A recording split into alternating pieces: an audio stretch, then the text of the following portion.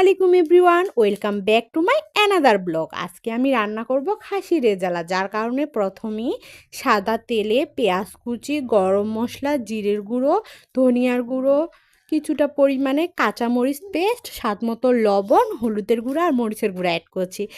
এর পর্যায়ে ভালোভাবে মশলাটা কষিয়ে নেওয়ার পর খাসির মাংস অ্যাড করেছি। খাসির মাংসটা আবারও ভালোভাবে কষিয়ে নিয়েছি। এক পাশে আমি টক দই, কিশমিশ পেস্ট, কাজু বাদাম পেস্ট, সাথে বেরেস্তা করে নিয়েছিলাম, সেটা সব কিছু মিলে একসাথে আবারও মিক্সিতে ব্লেন্ডার করে নিই। সেই ব্লেন্ডারটা এই মাংসের মধ্যে দিয়ে দিতে লাগবে। এক পর্যায়ে মাংসের মধ্যে দিয়ে দেওয়ার পর আবারও ভালোভাবে কষিয়ে নিতে হবে যতক্ষণ পর্যন্ত সে গন্ধটি না যাচ্ছে খাসির মাংসের। কষিয়ে নেওয়ার পর গরম পানি অ্যাড করেছি, আবারও ভালোভাবে নাড়াচাড়া করে নিচ্ছি।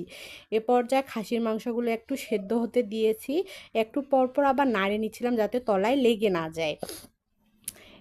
ঝোলটা গাঢ় হয়ে আসার পর এখানে আমি পাউডার মিল্ক সাথে ঘি অ্যাড করেছি। ভিডিওটি কেমন লাগলো অবশ্যই কমেন্টে